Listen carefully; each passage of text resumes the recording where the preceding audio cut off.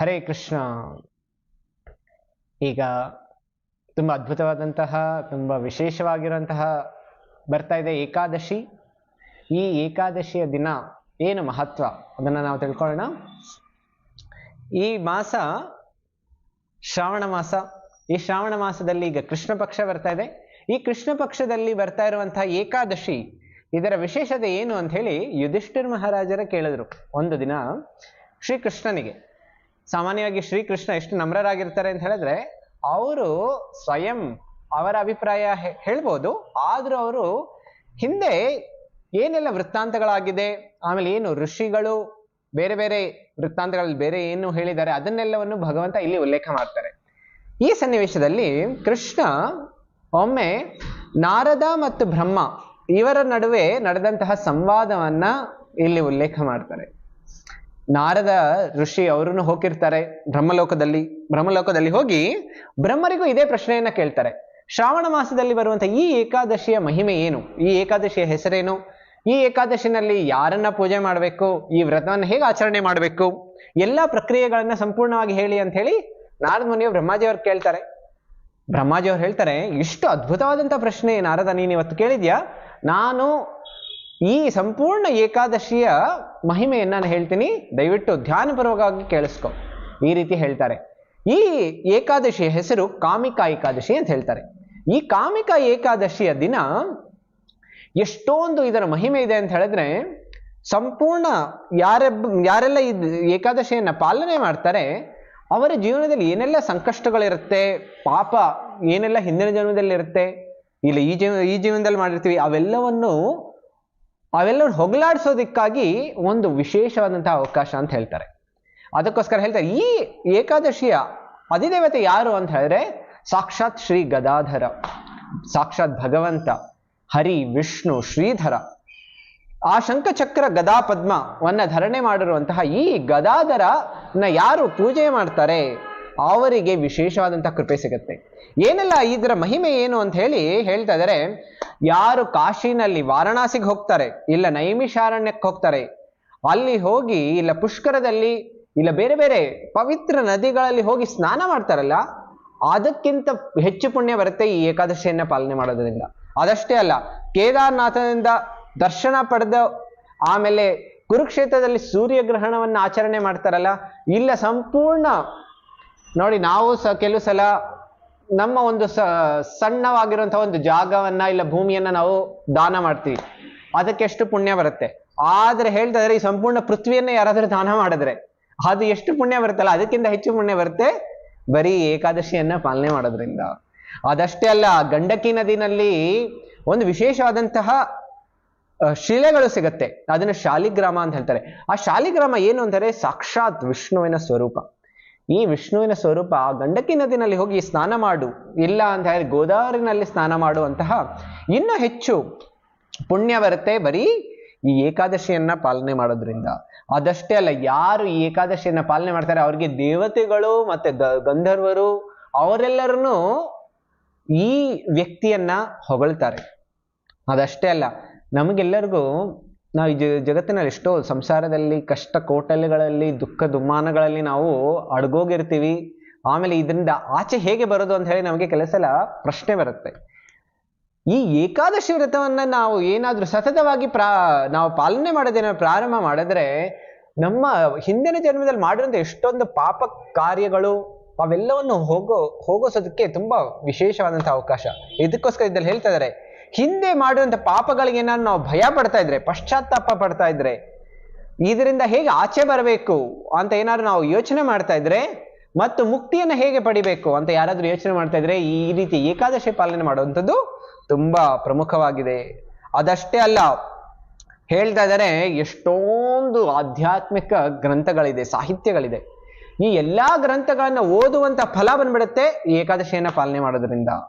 ಅದಷ್ಟೇ ಅಲ್ಲ, ಹೇಳ್ತಾ ಇದ್ದಾರೆ ಕಾಮಿಕ ಏಕಾದಶಿಯನ್ನು ಆಚರಿಸುವವನಿಗೆ ಮುಂದಿನ ಜನ್ಮ ಇರೋದಿಲ್ಲ. ಅದಷ್ಟೇ ಅಲ್ಲ, ಯಾರು ಇದನ್ನ ಸಂಪೂರ್ಣವಾಗಿ ಪಾಲನೆ ಮಾಡ್ತಾರೆ ಅವರಿಗೆ ಭಗವಂತ ಅವನ ಧಾಮಕ್ಕೆ ಕರ್ಕೊಂಡು ಹೋಗ್ತಾರೆ, ಆಧ್ಯಾತ್ಮಿಕ ಜಗತ್ತಿಗೆ ಕರ್ಕೊಂಡು ಹೋಗ್ತಾರೆ. ಅದಷ್ಟೇ ಅಲ್ಲ, ಸಾಮಾನ್ಯವಾಗಿ ಏಕಾದಶಿ ಭಗವಂತನ ಹೇಳ್ತಾರೆ ಇದು ಹರಿವಾಸರ ದಿನ ಅಂತ ಹೇಳ್ತಾರೆ. ಈ ಹರಿವಾಸರದ ದಿನ ನಾವೇನಾದ್ರೂ ಆ ಕೃಷ್ಣನ ಆರಾಧನೆ ಮಾಡಿದ್ರೆ, ಇಲ್ಲ ಕೃಷ್ಣನಿಗೆ ಸಂಬಂಧಪಟ್ಟ ಬೇರೆ ಬೇರೆ ಭಕ್ತರ ಆರಾಧನೆಯನ್ನು ಮಾಡಿದ್ರೆ, ಇಲ್ಲ ಕೃಷ್ಣನಾಮನ ಜಪವನ್ನೇನಾದ್ರೂ ಮಾಡಿದ್ರೆ, ತುಳಸಿಯ ತುಂಬಾ ವಿಶೇಷವಾದಂತಹ ತುಳಸಿ ಕೃಷ್ಣ ಪ್ರೇಯಸಿ ಅಂತ ಹೇಳ್ತಾರೆ. ಆ ಕೃಷ್ಣನಿಗೆ ತುಂಬಾ ಮಹಾನ್ ಭಕ್ತೆ ಆಗಿರುವಂತಹ ಆ ತುಳಸಿಯನ್ನೇನಾದ್ರೂ ಸೇವೆಯನ್ನ ಮಾಡಿದ್ರೆ, ಹೇಗೆ ತುಳಸಿಯನ್ನ ಸೇವೆ ಮಾಡ್ಬೋದು? ನಾವು ತುಳಸಿಗೆ ನಮಸ್ಕಾರ ಮಾಡ್ಬೋದು, ತುಳಸಿ ಗಿಡವನ್ನ ನೆಡ್ಬೋದು, ತುಳಸಿಗೆ ಪ್ರತಿದಿನ ನೀರು ಹಾಕ್ಬೋದು, ತುಳಸಿಯನ್ನ ಆರಾಧನೆ ಪೂಜೆಯನ್ನ ಮಾಡ್ಬೋದು. ಈ ರೀತಿ ಸಣ್ಣ ಸಣ್ಣ ಕ್ರಿಯೆಗಳನ್ನ ಮಾಡೋದ್ರಿಂದಾನು ನಾವು ವಿಶೇಷವಾದಂತಹ ಕೃಪೆಯನ್ನ ಪಡ್ಕೊಳ್ಬೋದು. ಇದರಿಂದ ಏನೆಲ್ಲ ಪಾಪಗಳೆಲ್ಲ ಹೋಗುತ್ತೆ? ಹಿಂದಿನ ಜನ್ಮದಲ್ಲಿ ಯಾರಾದ್ರೂ ಒಬ್ರು ಬ್ರಾಹ್ಮಣನ ಕೊಂದಿದ್ರೆ, ಇಲ್ಲ ಅಂದ್ರೆ ಗರ್ಭಹತ್ಯೆ ಮಾಡಿದ್ರೆ, ಇಲ್ಲ ಯಾರ್ದಾದ್ರೂ ವಂಚನೆ ಮಾಡಿದ್ರೆ, ದೋಚಿದ್ರೆ, ಈ ಎಲ್ಲವನ್ನೂ ಹೋಗ್ಬಿಡತ್ತೆ. ಈ ರೀತಿ ಹೇಳ್ತಾರೆ ನೋಡಿ. ನಮ್ಗೆ ಎಷ್ಟೋ ಬಾರಿ ನಾವು ಸಂಸಾರದ ದುಃಖದಲ್ಲಿ ಮುಳುಗೋಗ್ಬಿಟ್ಟಿರ್ತೀವಿ, ಇದರಿಂದ ಆಚೆ ಹೇಗ್ ಬರೋದು ಅಂತ ಗೊತ್ತಾಗೋದಿಲ್ಲ. ಅದಕ್ಕೋಸ್ಕರ ಭಗವಂತ ಕೆಲವು ಸಲ ಡಿಸ್ಕೌಂಟ್ ಆಫರ್ಸ್ ಅನ್ನ ಸೃಷ್ಟಿ ಮಾಡ್ತಾರೆ. ಈಗ ಯಾವ್ದಾರೊಂದು ಸೇಲ್ಸ್ ಬರುತ್ತೆ, ದೀಪಾವಳಿ ಬರುತ್ತೆ, ಇಲ್ಲ ದಸರಾ ಬರುತ್ತೆ. ಈ ಎಲ್ಲಾ ಸಂದರ್ಭಗಳಲ್ಲಿ ನಮ್ಗೆಲ್ಲರಿಗೂ ಅನ್ಸುತ್ತೆ ಯಾವ್ದಾದ್ರು ಒಂದು ಮನೆಗೆ ಒಂದು ಹೊಸ ಹೊಸ ವಸ್ತುಗಳನ್ನ ಖರೀದಿ ಮಾಡೋಣ ಅಂತ. ಯಾಕೆ ಅಂತ ಹೇಳಿದ್ರೆ ಎಷ್ಟೊಂದು ಶಾಪ್ಸ್ ಬೇರೆ ಬೇರೆ ಆಫರ್ಸ್ ಅನ್ನ ಕಳಿಸ್ತಾರೆ. ಅದೇ ರೀತಿ ಭಗವಂತನು ಅಷ್ಟೇ ನಮಗೆ ಆಫರ್ಸ್ ಅನ್ನ ಕಳಿಸ್ತಾ ಇದ್ದಾರೆ. ಈ ರೀತಿ ವಿಶೇಷ ಹಬ್ಬಗಳು, ಏಕಾದಶಿ ದಿನ ಎಲ್ಲ ನಮಗೆ ಭಗವಂತನ ಕೃಪೆಯನ್ನ ಅಗಾಧವಾಗಿ ಪಡ್ಕೊಳ್ಳೋದಕ್ಕೆ ವಿಶೇಷವಾದಂತಹ ಒಂದು ಅವಕಾಶ. ಅದಕ್ಕೋಸ್ಕರ ಈ ಏಕಾದಶಿಯನ್ನ ನಾವೆಲ್ಲರೂ ಆಚರಣೆಯನ್ನ ಮಾಡೋಣ.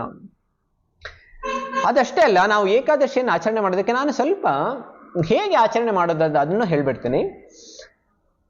ನಾವೆಲ್ಲರೂ ಭಗವಂತನ ಭಕ್ತರಾಗಿರೋದ್ರಿಂದ ಏಕಾದಶಿಯನ್ನು ಹೇಗೆ ಆಚರಣೆ ಮಾಡಬೇಕು ಅಂತ ಹೇಳಿದ್ರೆ, ನಮ್ಮ ದೈನಂದಿಕ ಇಲ್ಲ ಅಂತ ಹೇಳಿದ್ರೆ ನಮ್ಮ ದೈಹಿಕ ಏನೆಲ್ಲ ಭೌತಿಕ ಕಾರ್ಯಗಳನ್ನೆಲ್ಲ ಇರ್ತೀವಲ್ಲ, ಅದೆಲ್ಲವನ್ನು ಇವತ್ತು ಈ ದಿನ ಏಕಾದಶಿ ದಿನ ಕಡಿಮೆ ಮಾಡಬೇಕು. ಆಮೇಲೆ ಆಧ್ಯಾತ್ಮಿಕ ಕಾರ್ಯಗಳನ್ನು ಹೆಚ್ಚು ಮಾಡಬೇಕು. ಅದು ಏಕಾದಶಿ. ಏಕಾದಶಿ ಅಂತ ಹೇಳಿದ್ರೆ ಬರೀ ಉಪವಾಸ ಮಾಡಿರೋದು ಅಷ್ಟೇ ಅಲ್ಲ, ಇಲ್ಲ ಏನು ಊಟ ಮಾಡ್ತಾ ಇಲ್ಲ, ಇಲ್ಲ ನಾವು ಜಾಗರಣೆ ಇದ್ದೀನಿ ಅದಷ್ಟೇ ಅಲ್ಲ. ಹೆಚ್ಚು ಎಷ್ಟು ನಾವು ಭಗವಂತನ ಸ್ಮರಣೆ ಮಾಡ್ತಾ ಇದೀವಿ ಅದು ಏಕಾದಶಿ ಆಗುತ್ತೆ. ಹಾಗಿದ್ರೆ ಭಗವಂತನ ಸ್ಮರಣೆ ಹೇಗೆ ಮಾಡೋದು? ಆ ಭಗವಂತನ ಸ್ಮರಣೆ ಮಾಡೋದಕ್ಕೆ ನಾನು ಇವತ್ತು ಹರಿನಾಮದ ಮಹಿಮೆಯನ್ನ ಹೇಳ್ತೀನಿ. ತಾವೆಲ್ಲರೂ ಧ್ಯಾನಪೂರ್ವಕ ಕೇಳಿಸ್ಕೊಳ್ಳಿ. ಬರೀ ಈ ಶ್ರೀಮದ್ ಭಾಗವತದ ಈ ಶ್ಲೋಕ ಕೇಳಿನೇ ನಮ್ಮೆಲ್ಲರ ಜೀವನ ಪಾವನ ಆಗೋಗ್ಬಿಡತ್ತೆ. 6ನೇ ಸ್ಕಂದದಲ್ಲಿ 3ನೇ ಅಧ್ಯಾಯದಲ್ಲಿ 31ನೇ ಶ್ಲೋಕ ಶುಕದೇವ ಗೋಸ್ವಾಮಿಗಳು ಪರೀಕ್ಷಿತ್ ಮಹಾರಾಜರಿಗೆ ಈ ರೀತಿ ಹೇಳ್ತಾ ಇದ್ದಾರೆ.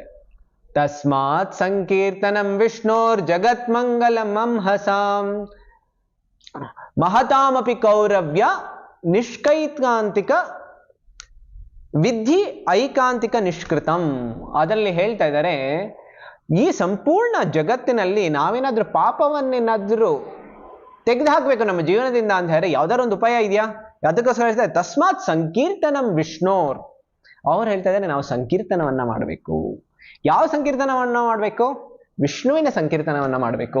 ಆ ಹರಿನಾಮವನ್ನ, ಗೋಪಾಲನ ಹೆಸರು, ಗೋವಿಂದನ ಹೆಸರು, ಹರೇ ಕೃಷ್ಣ ಮಹಾಮಂತ್ರ.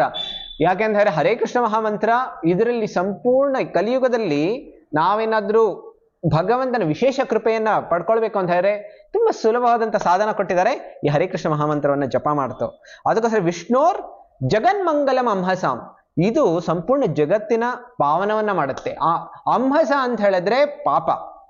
ನೋಡಿ, ನಮ್ಗೆಲ್ಲರಿಗೂ ಅನ್ನಿಸ್ತಾ ಇರ್ತಾರೆ, ನಾನು ಯಾಕೆ ನನ್ನ ಜೀವನದಲ್ಲಿ ಕಷ್ಟವನ್ನ ಪಡ್ತಾ ಇದ್ದೀನಿ, ಯಾಕೆ ಅಜ್ಞಾನ ಇದೆ. ಇದರಿಂದಾನೇ ನಾವೆಲ್ಲರೂ ಪಾಪವನ್ನ ಮಾಡಿ ನಾವು ಅಜ್ಞಾನವನ್ನು ಬೆಳೆಸ್ಕೊಳ್ತೀವಿ. ಅದನ್ನ ನಾವು ಈ ಸಂಸಾರದಲ್ಲಿ ಇನ್ನೂ ಒದ್ದಾಡ್ತಾ ಇರ್ತೀವಿ. ಅದಕ್ಕೋಸ್ಕರ ಹೇಳ್ತಾ ಇದ್ದಾರೆ, ಈ ಸಂಪೂರ್ಣ ಅಜ್ಞಾನವನ್ನ ತೆಗೆದುಹಾಕೋದಕ್ಕಾಗಿ, ಪಾಪವನ್ನ ತೆಗೆದುಹಾಕೋದಕ್ಕಾಗಿ ಭಗವಂತ ಹೇಳ್ತಾ ಇದ್ದಾರೆ ಈ ಸಂಕೀರ್ತನವನ್ನ ಮಾಡಿ ಅಂತ ಹೇಳಿ. ನೋಡಿ, ನಮ್ಮ ನೆಲ ಏನಾದ್ರೂ ಕಸ ಏನಾದ್ರೂ ಇದ್ರೆ ಏನ್ ಮಾಡ್ತೀವಿ? ನಾವು ಗುಡಿಸ್ತೀವಿ. ನಾವು ಬಟ್ಟೆ ಏನಾದ್ರು ಕೊಳೆ ಆಗ್ಬಿಟ್ಟಿದ್ರೆ ಒಗಿತೀವಿ. ನಮ್ಮ ಶರೀರದಲ್ಲಿ ಏನಾದ್ರೂ ಕೊಳೆ ಇದ್ರೆ ಏನ್ ಮಾಡ್ತೀವಿ? ಸ್ನಾನ ಮಾಡ್ತೀವಿ. ನಮ್ಮ ಮನಸ್ಸಿನಲ್ಲಿ ಏನಾದ್ರು ಕೊಳೆ ಇದ್ರೆ ಏನ್ ಮಾಡೋದಕ್ಕಾಗುತ್ತೆ? ಯಾವ್ದಾದ್ರು ಡಿಟರ್ಜೆಂಟ್ ಪೌಡರ್ ತೊಗೊಳೋದಕ್ಕೆ ಸಾಧ್ಯ ಆಗುತ್ತೆ? ಡಿಟರ್ಜೆಂಟ್ ಇಂದ ಆಗೋದಿಲ್ಲ. ಹಾಗಿದ್ರೆ ಏನು ಉಪಾಯ? ಅದಕ್ಕೋಸ್ಕರ ಹೇಳ್ತಾ ಇದ್ದಾರೆ ಸಂಕೀರ್ತನ, ವಿಷ್ಣುವಿನ ನಾಮಸ್ಮರಣೆ ಮಾಡುವಂಥದ್ದು, ಭಗವಂತನ ಕೀರ್ತನೆಯನ್ನ ಮಾಡುವಂಥದ್ದು, ಆಮೇಲೆ ಭಗವಂತನ ಲೀಲೆಯನ್ನ, ಭಗವಂತನ ಹೇಳಿರುವಂಥ ಭಗವದ್ಗೀತೆಯನ್ನ, ಇದನ್ನೆಲ್ಲ ಚರ್ಚೆಯನ್ನ ಮಾಡ್ತಾ ಮಾಡ್ತಾ ಮಾಡ್ತಾ ತುಂಬಾ ಕ್ರಮೇಣವಾಗಿ ನಮ್ಮ ಪಾಪ ಮತ್ತು ನಮ್ಮ ಬುದ್ಧಿ ಎಲ್ಲವೂ ಶುಭ್ರವಾಗುತ್ತೆ.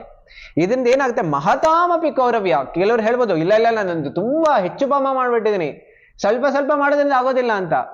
ಇದಕ್ಕೋಸ್ಕರ ಹೇಳ್ತಾರೆ ಮಹತಾಮಪಿ ಕೌರವ್ಯ ವಿದ್ಯೆ ಐಕಾಂತಿಕ ನಿಷ್ಕೃತಂ ಅಂತ ಹೇಳ್ತಾ ಇದಾರೆ. ಐಕಾಂತಿಕ ನಿಷ್ಕೃತಂ ಅಂತ ಹೇಳಿದ್ರೆ ಸಂಪೂರ್ಣವಾಗಿ ಹೋಗ್ಬಿಡುತ್ತೆ, ಚಿಂತೆ ಮಾಡೋದು ಬೇಡ. ಎಷ್ಟೇ ದೊಡ್ಡ ಪಾಪ ಇರಲಿ, ಬರೀ ಏಕಾದಶಿಯನ್ನ ಪಾಲನೆ ಮಾಡೋದ್ರಿಂದ ಎಲ್ಲವೂ ಆಗುತ್ತೆ. ಅದಕ್ಕೋಸ್ಕರ ದಯವಿಟ್ಟು ಎಲ್ಲರೂ ಈ ಏಕಾದಶಿಯನ್ನ ಪಾಲನೆ ಮಾಡಿ ಮತ್ತು ಭಗವಂತನ ಕೃಪೆಯನ್ನ ಪ್ರಾಪ್ತಿ ಮಾಡ್ಕೊಳ್ಳಿ. ಹರೇ ಕೃಷ್ಣ.